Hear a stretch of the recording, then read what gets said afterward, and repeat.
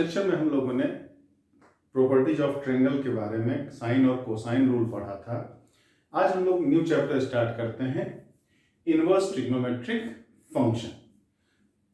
Inverse trigonometric function, प्रतिलोम त्रिकोणमितीय फलन, या इसी को इनवर्स सर्कुलर फंक्शन भी कहते हैं। इसके लिए फंक्शंस में आपको एक चैप्टर पढ़ाया था, inverse function.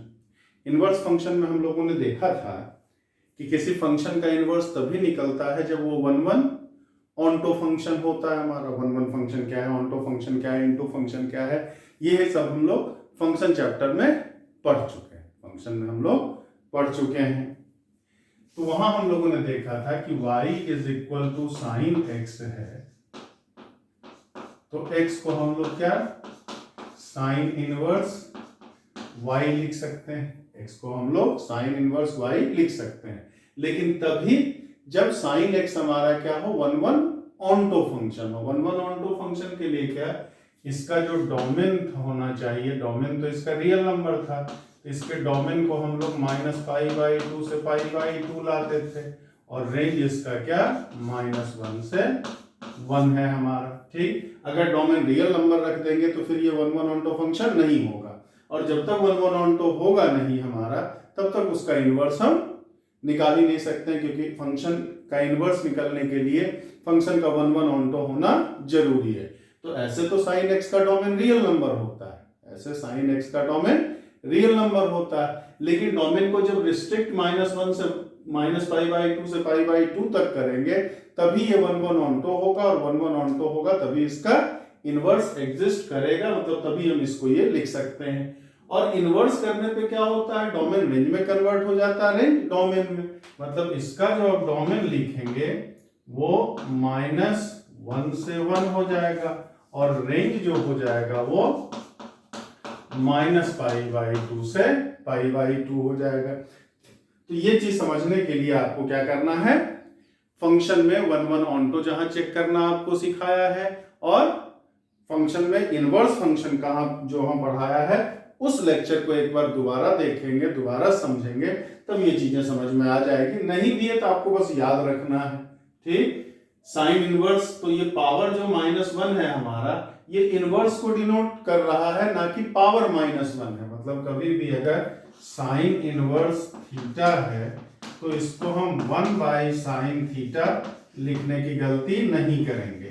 Cos inverse theta है, ये कभी भी 1/cos थीटा लिखने की, समझने की इसको गलती हम नहीं करेंगे। ठीक है, ये बस केवल फंक्शन जो है ये इनवर्स है, इसको डिनोट करता है, ना कि ये पावर को डिनोट करता है। हाँ, साइन थीटा अगर ऐसे लिखा है तब इसको हम 1/sin थीटा लिख सकते हैं, लेकिन इसको हम 1/sin थीटा नहीं लिख सकते हैं।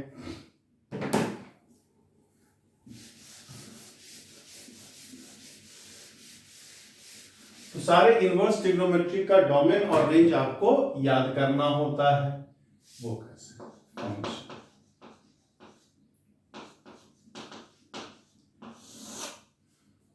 डोमेन और range.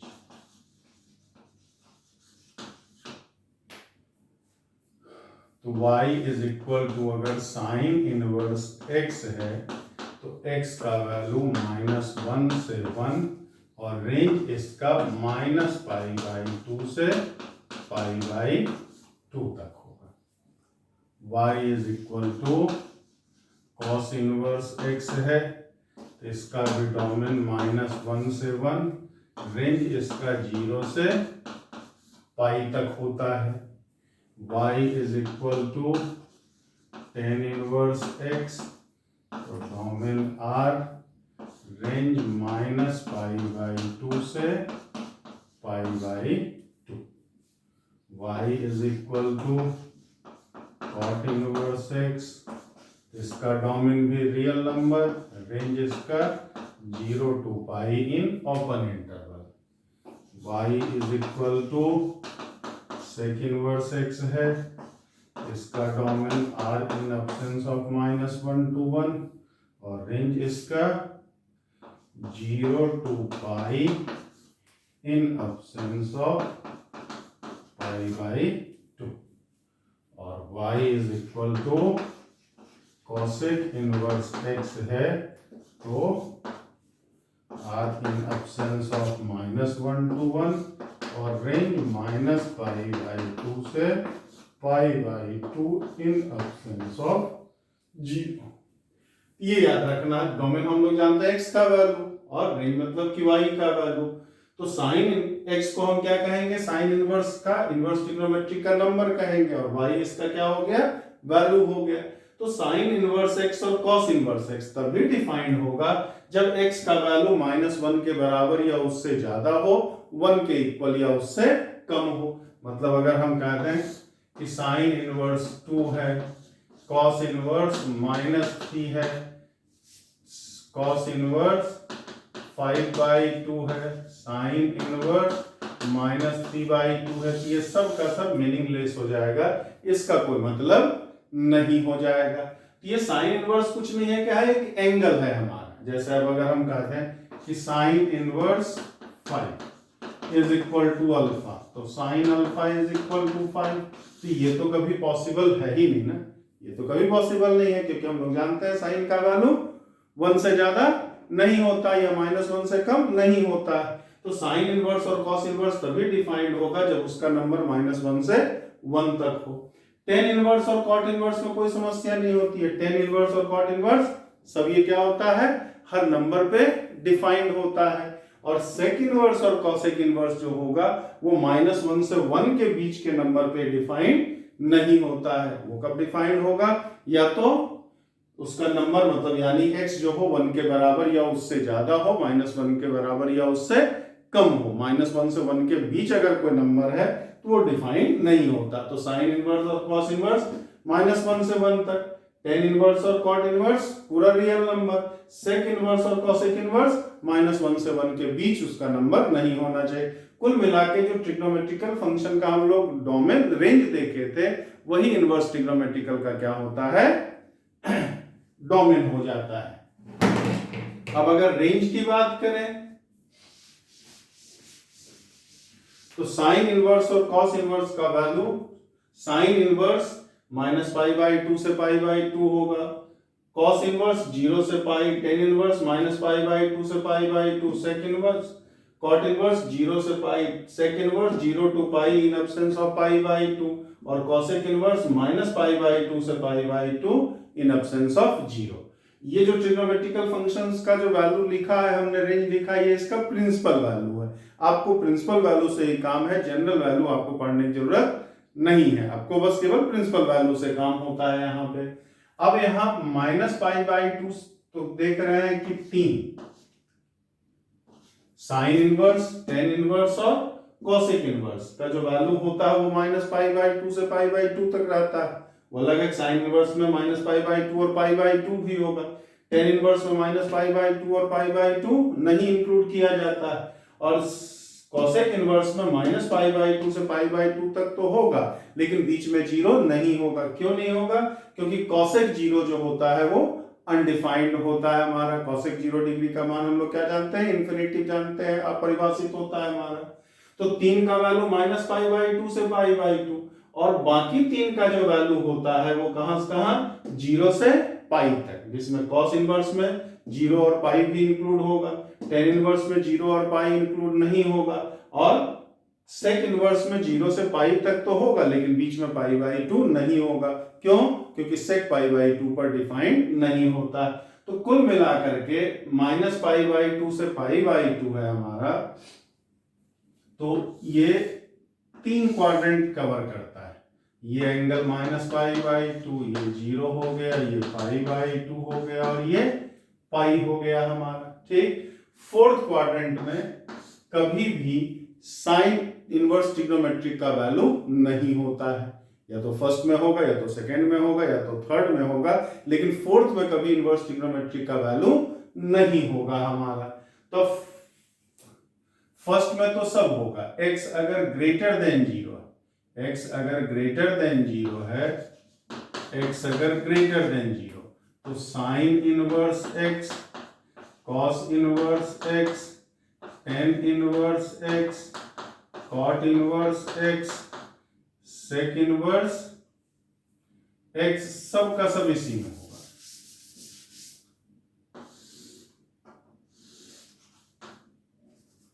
-π/2 0 π/2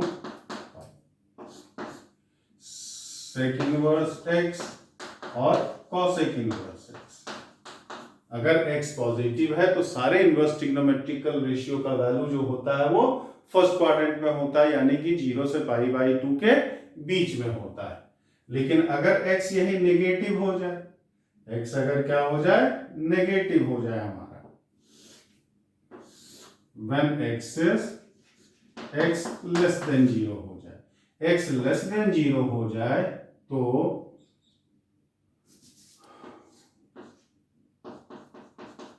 cos inverse, cot inverse और सेक इनवर्स, ये किस में होता है, सेकेंड क्वाड्रेंट में। सेकेंड क्वाड्रेंट में मतलब क्या,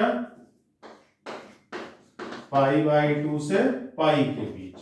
और बाकी तीन जो होता है sign inverse x, tan inverse x और कॉसेक इनवर्स x, ये तीन जो होता है वो क्या फोर्थ क्वाड्रेंट में होता है। x अगर ग्रेटर देन 0 है, इनवर्स ट्रिग्नोमेट्रिक का नंबर अगर पॉजिटिव है, 0 से ज्यादा है हमारा, तो सारे इनवर्स ट्रिग्नोमेट्रिक का वैल्यू आपका फर्स्ट क्वाड्रेंट में यानी कि 0 से 90 डिग्री तक उसका वैल्यू आएगा। लेकिन अगर x नेगेटिव है, अगर x नेगेटिव है हमारा, तो x नेगेटिव के केस में 3 का वैल्यू सेकेंड क्वाड्रेंट में जाता है और 3 का वैल्यू फोर्थ क्वाड्रेंट में। यहाँ फोर्थ क्वाड्रेंट का आने का मतलब -π/2 से 0 तक हमारा, -90 डिग्री से 0 तक हमारा, और सेकेंड क्वाड्रेंट का आने का मतलब π/2 से पाई यानी 90 डिग्री से 180 डिग्री के बीच में। तो कॉस इनवर्स, कॉट इनवर्स और सेक इनवर्स का वैल्यू 90 डिग्री से 180 डिग्री के बीच में होगा, और sine inverse, cos, tan inverse और कॉसेक इनवर्स का जो वैल्यू होगा वो क्या होगा, -90 डिग्री से 0 तक हमारा, यानी -π/2 से पाई तक हमारा। ये डोमेन रेंज हमको और आसानी से याद रहेगा अगर हम इसका ग्राफ देख लें, अगर हम इसका ग्राफ देख लें।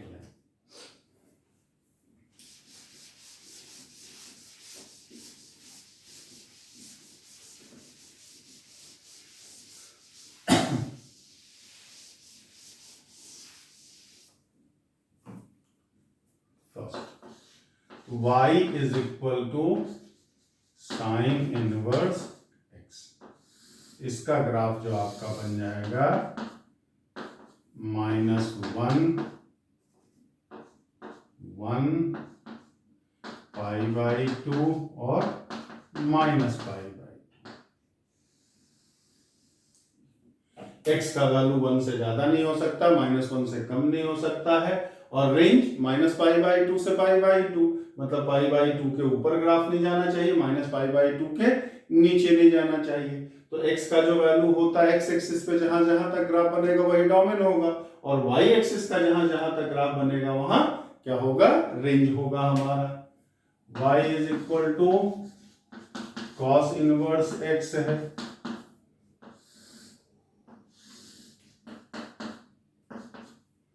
-1 1 0 π/2 और तो इसका रेंज हम लोग 0 से पाई तक देखे थे और डोमेन -1 से 1 तक, तो x का x एक्सिस पर -1 से 1 के बीच बनेगा और y एक्सिस पे 0 से पाई के बीच बनेगा, तो cos पाई ही -1 होता है। ये हमारा किसका बन गया, cos इनवर्स x का ग्राफ है हमारा। फिर y is equal to tan inverse x की बात करें, टेन इनवर्स x,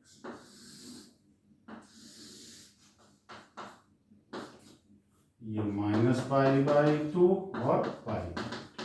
इसका डोमेन हम लोग पूरा रियल नंबर देखे थे, लेकिन रेंज क्या था, -π/2 to π/2 ओपन इंटरवल, π/2 पे बराबर भी नहीं होगा, -π/2 के बराबर भी नहीं होगा, -π/2 से π/2 के बीच में होना चाहिए, लेकिन x पर कोई रिस्ट्रिक्शंस नहीं है,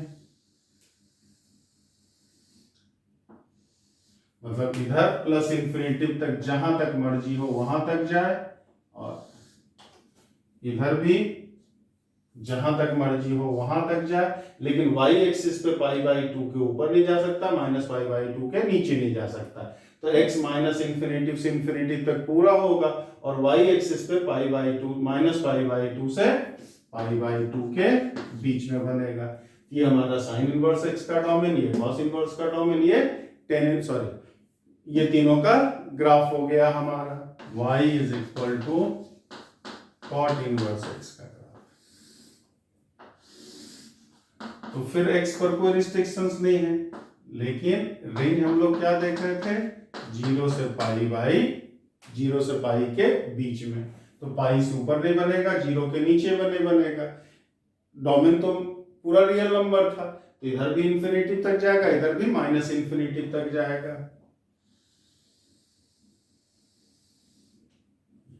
ये हमारा किसका ग्राफ बन गया,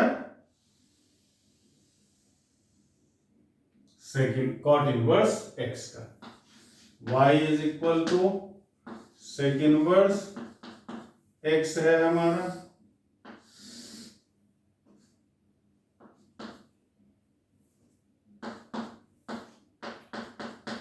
यहां भी 0 से पाई तक होता है, लेकिन पाई बाई 2 नहीं होता।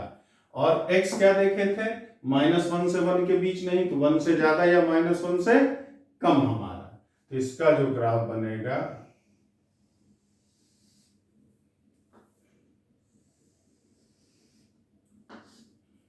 पाई बाई 2 से पाई तक, या फिर 0 से पाई बाई 2 तक, बीच में पाई बाई 2 नहीं होगा।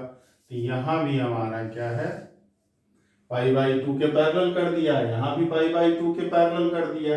1 के राइट साइड बनेगा या -1 के लेफ्ट साइड बनेगा। cos 0 हम लोग 1 जानते हैं, इसलिए 0 पर 1 से स्टार्ट हुआ है। cos पाई -1 जानते हैं, तो पाई पर -1 से स्टार्ट किया है। अब इसके इधर तो ऊपर तो जा नहीं सकता था, तो नीचे की तरफ लाए। पैरेलल क्यों, क्योंकि बीच में पाई बाई 2 होना नहीं है हमारा। और y is equal to cosec inverse x का है, इसका pi by 2 minus pi by 2 -1 और 1। तो अब ये बताइए, पाई बाई 2 1 होता था, 1 से नीचे की तरफ, और इधर माइनस पाई बाई 2 पर -1 से। ठीक, तो माइनस पाई बाई 2 से पाई बाई 2 होगा, लेकिन 0 नहीं होगा हमारा। और x पर -1 के लेफ्ट साइड या 1 के राइट साइड। ये हमारा कॉट इनवर्स का ग्राफ हो गया, ये सेक इनवर्स का ग्राफ हो गया, ये कोसेक इनवर्स x का ग्राफ हो गया।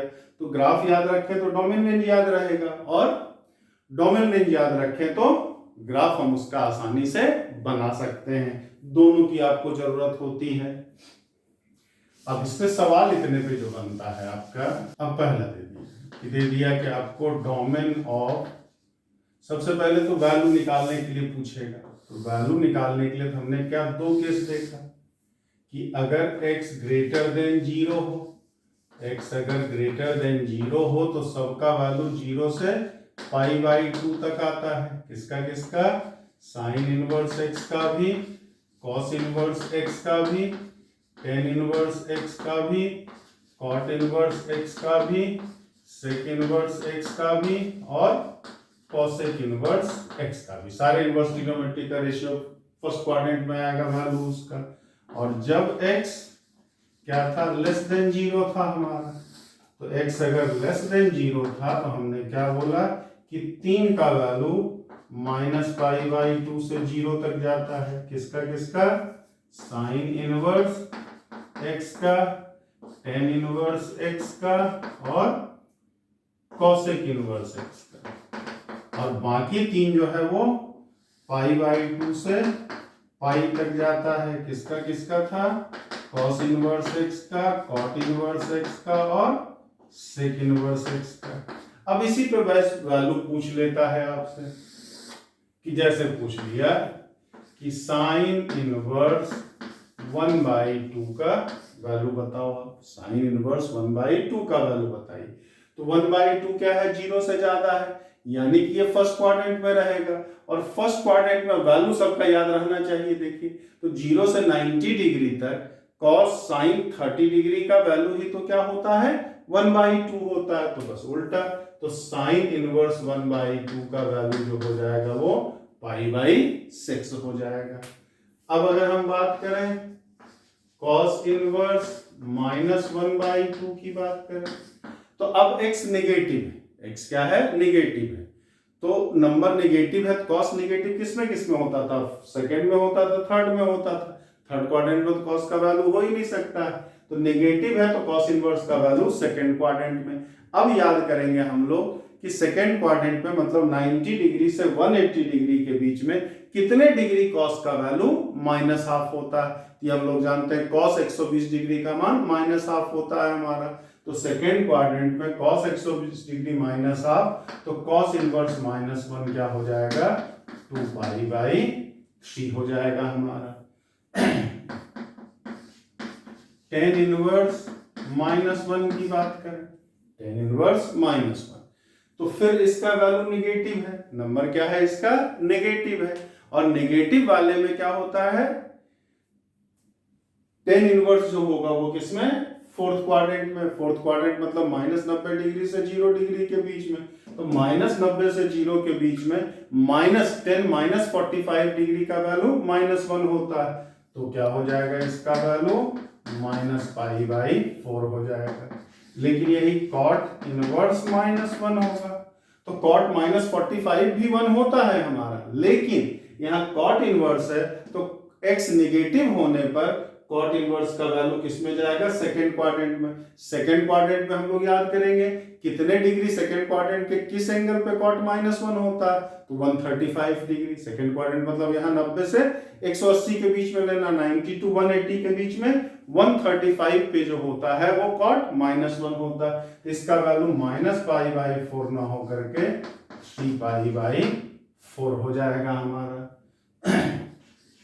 सेक इनवर्स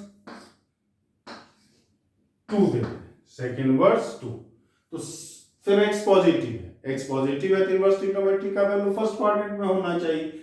फर्स्ट क्वाड्रेंट में कितने डिग्री सेक का वैल्यू 2 होता है, तो भाई 60 डिग्री का, तो सेक इनवर्स 2 कितना हो जाएगा π/3 हो जाएगा हमारा। फिर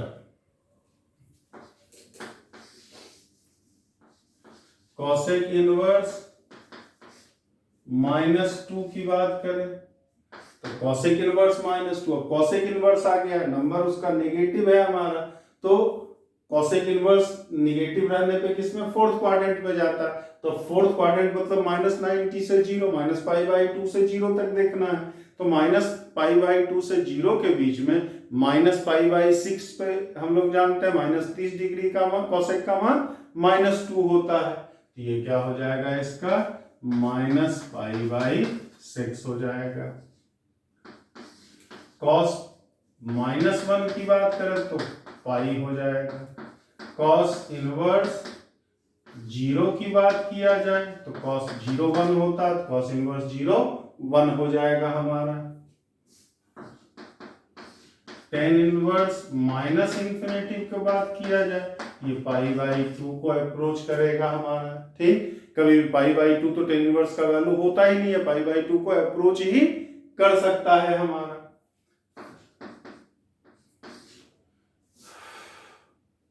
tan इनवर्स √2 - 1 की बात करें तो हम लोग जानते हैं क्या √2 - 1 तो पॉजिटिव है हमारा, तो याद करिए tan साढ़े 22 डिग्री का मान क्या होता है √2 - 1 होता है हमारा, तो ये क्या हो जाएगा 22.5 डिग्री मतलब π/8 हो जाएगा। और फिर साइन इनवर्स √3 - 1/2 √2 की बात करें, याद किया साइन इनवर्स फर्स्ट क्वाड्रेंट में तो आना है, फर्स्ट क्वाड्रेंट में साइन 15 डिग्री का मान √3 - 1/2 √2 होता है, इसका वैल्यू 5/15 हो जाएगा। तो इसके लिए आपको क्या फर्स्ट सेकंड फर्स्ट फोर्थ और थर्ड फर्स्ट सेकंड और फोर्थ मतलब इन तीनों में कितने डिग्री पे किस ट्रिग्नोमेट्रिकल रेशियो का क्या वैल्यू होता है वो आपको याद रहना चाहिए, और उसको निकालने का तरीका आपको पहले trigonometrical ratio and identity chapter में बताया गया है। तो इस तरह के क्वेश्चंस अक्सर आपसे एक आध सवाल कभी कभार पूछ लेता है इनवर्स ट्रिग्नोमेट्रिक रेशियो का वैल्यू हमारा। तो उम्मीद करते हैं कि वैल्यू आप आसानी से निकाल डालोगे, दिक्कत नहीं होगी। आप अब जैसे दे दिया आपका कि sine inverse x plus sine inverse y is equal to pi. अब पूछ लिया then find x square plus 2y, ये क्या होगा हमारा। तो इस तरह के सवाल को आप कैसे करेंगे, चलिए देखिए। तो ये हम लोग जानते हैं कि साइन इनवर्स x का वैल्यू क्या होगा, माइनस पाई बाई 2 से पाई बाई 2 ही होगा। कॉस इनवर्स x का वैल्यू भी हम लोग फिर साइन इनवर्स y है तब भी माइनस पाई बाई 2 से पाई बाई 2 ही होगा। तो अब sign inverse x plus sine inverse y दोनों मिलकर के 2 पाई बाई 2 दिया हुआ है। 2 पाई बाई 2, पाई को हम 2 इंटू पाई बाई 2 लिख सकते हैं।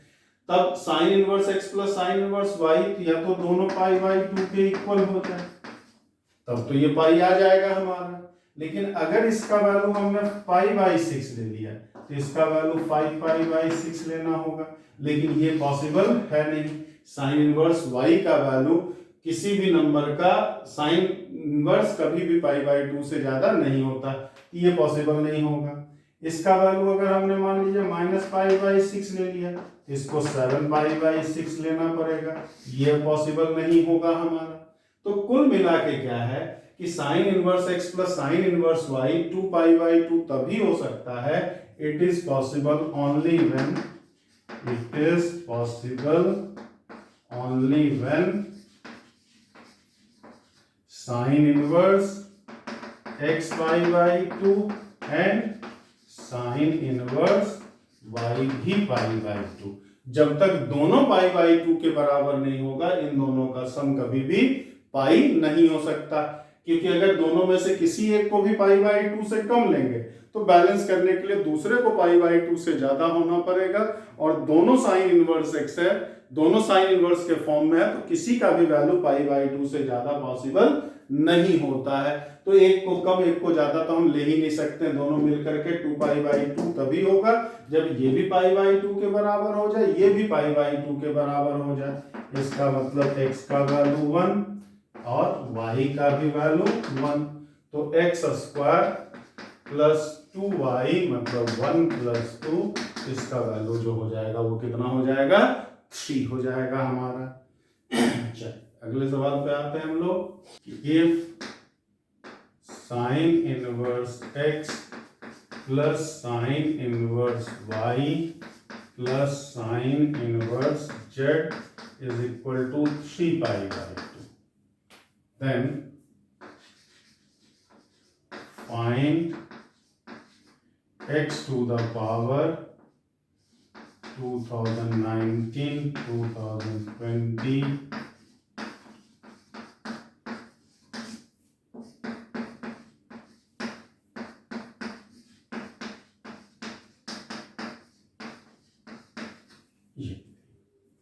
अब फिर ये बताइए, दिखने में बहुत लंबा सवाल लग रहा है, कितना है इसका वैल्यू हमें निकालना।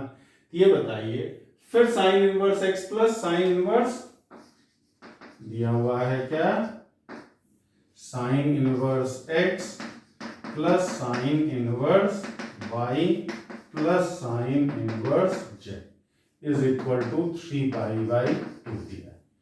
तो फिर तीनों साइन इनवर्स है, तीनों का वैल्यू 3 पाई बाई 2 दिया है, मतलब मैक्सिमम हो सकता है, क्योंकि पिछले सवाल में हमने देखा साइन इनवर्स x का maximum value pi by 2 minus pi by 2 से पाई बाई 2 तक ही होता है, पाई बाई 2 से ज्यादा हो ही नहीं सकता।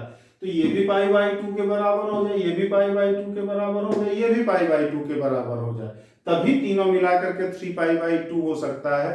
तीनों में से किसी एक को भी अगर हमने पाई बाई 2 से कम ले लिया, किसी एक को भी अगर पाई बाई 2 से कम लिया, तो उसको बैलेंस करने के लिए किसी दूसरे को पाई बाई 2 से ज्यादा भी होना पड़ेगा। जैसे क्या, इसको अगर पाई बाई 2 ले लिया, इसको अगर पाई बाई 2 से कम हम पाई बाई 6 ले लें, तो इसको हमें 5 पाई बाई 6 लेना होगा। तब 5π/6 प्लस π/6 पाई प्लस π/2 3π/2 आ जाएगा। तो ये दोनों तो ठीक है, इसका वैल्यू π/2 हो सकता है, इसका वैल्यू π/6 हो सकता है, लेकिन इसका वैल्यू अब तो ये π/2 से ज्यादा हो गया, साइन इनवर्स है, तो इसका वैल्यू π/2 से ज्यादा हो ही नहीं सकता, तो ये चीज तो पॉसिबल ही नहीं होगा ना हमारा। लेकिन तीनों मिला के 3π/2 तभी हो रहा है जब ये नहीं हो रहा है हमारा, ये पॉसिबल ही नहीं है। इसका मतलब फिर क्या, it is possible only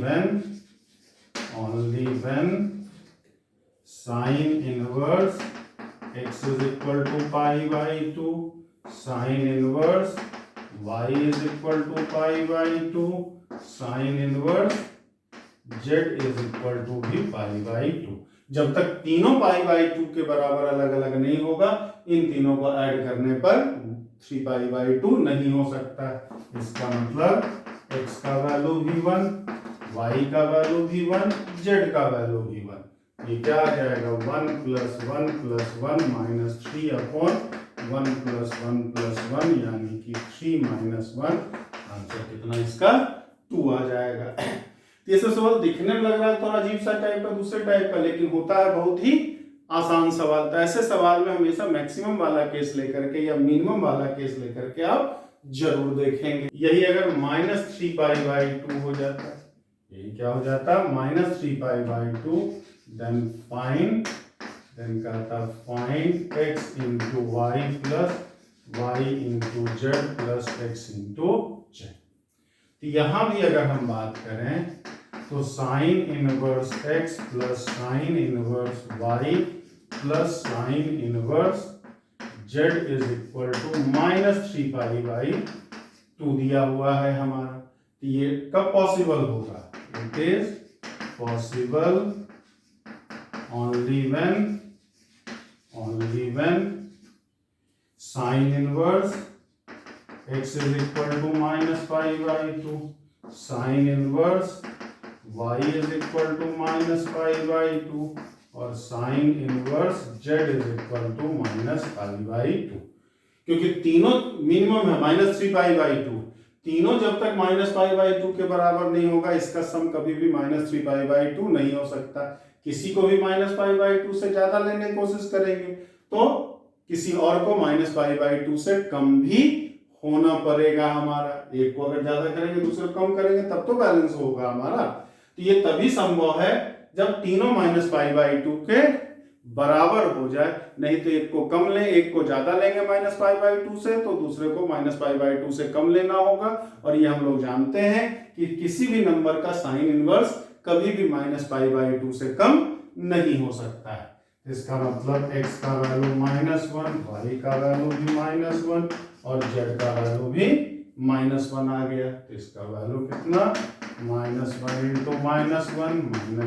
× -1 plus -1 × -1 कितना आ जाएगा, 3 आ जाएगा आंसर हमारा।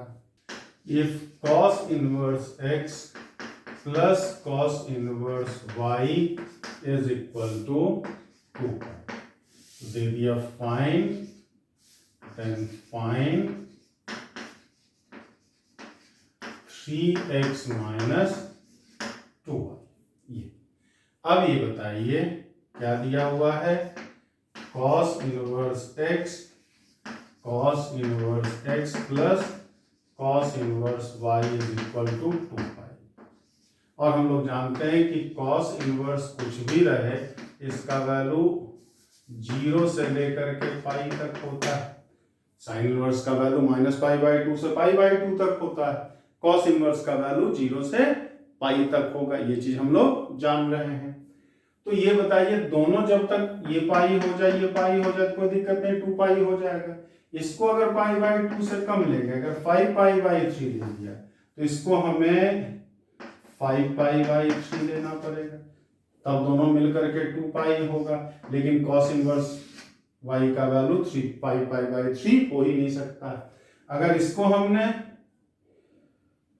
π/2 ले लिया तो इसको हमें 3π/2 लेना होगा, तब ये पॉसिबल नहीं होगा हमारा। तो ये संभव कब है हमारा, it is possible possible only when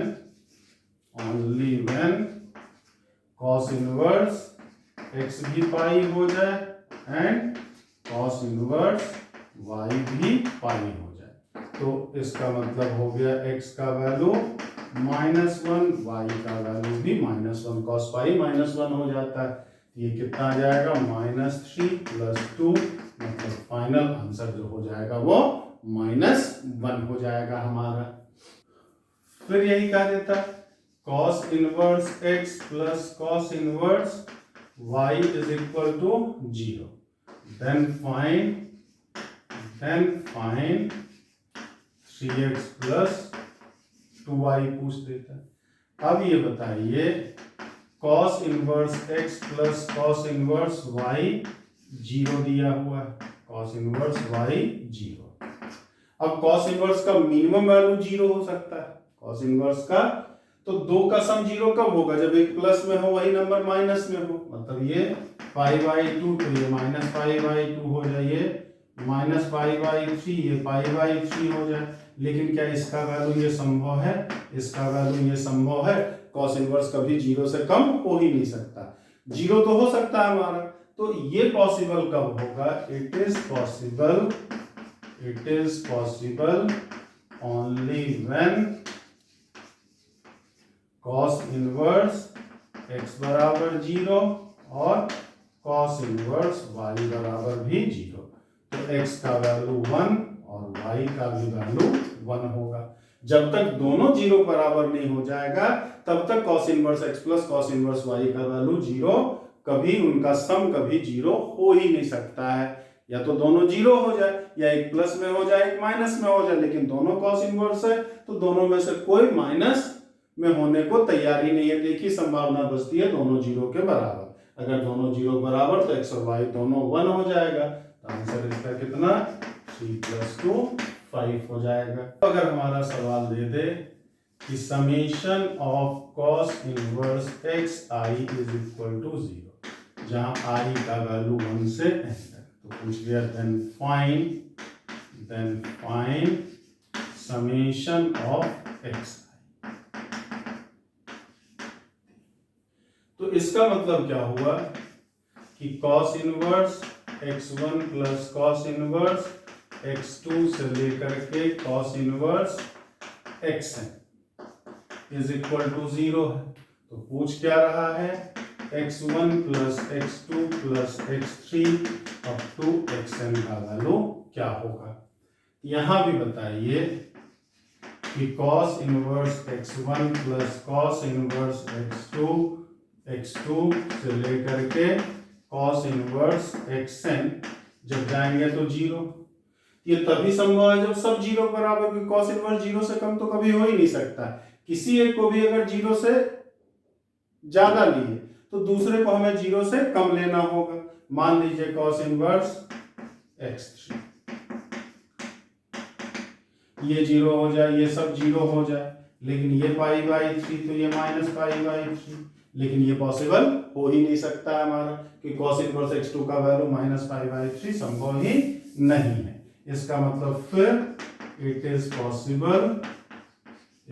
possible only when cos inverse x1 भी 0, cos इनवर्स x2 भी 0, इसी तरह cos इनवर्स xn भी 0। इसका मतलब x1 का वैल्यू भी 1, x2 का भी वैल्यू 1 और xn का भी वैल्यू 1। तो सब अगर 1 1 है हमारा, तो 1 1 को अगर n टाइम्स ऐड करेंगे तो इसका वैल्यू क्या हो जाएगा, n हो जाएगा। ये सब सॉल्व करने की जरूरत नहीं, बस थोड़ा सा कॉन्सेप्ट आपका क्लियर है तो देखते के 7 आंसर लगाने वाला ये सब क्वेश्चन होता है हमारा, तुरंत लगा दोगे। यही अगर यहाँ n पाई दे देता, अगर यही क्या दे देता, n पाई दे देता, n पाई अगर दे देता, ये तभी संभव होता जब सब का सब क्या हो जाए, पाई के बराबर हो जाए, सब का सब क्या हो जाए, पाई के इक्वल हो जाए। कि cos इनवर्स का मैक्सिमम वैल्यू पाई होता है, सब जब तक पाई के बराबर नहीं लेंगे इसका सम भी n पाई नहीं होगा। जैसे हमने 2 पाई वाले 2 के केस में देखा था, वैसे ही n के केस में है हमारा, ठीक, तो सब का सब -1, तो इसका वैल्यू जो हो जाता है क्या, -n हो जाता है। तो इस तरह के सवाल देखते के साथ आप लगा सकते हैं। ये आपका बेसिक हुआ। कल नेक्स्ट लेक्चर में हम लोग फिर इसके आगे डिस्कस करेंगे और इनवर्स ट्रिग्नोमेट्रिक में कौन कौन से फार्मूले वगैरह होते हैं वो चीज डिस्कस किया जाएगा। तब तक के लिए जय हिंद, जय।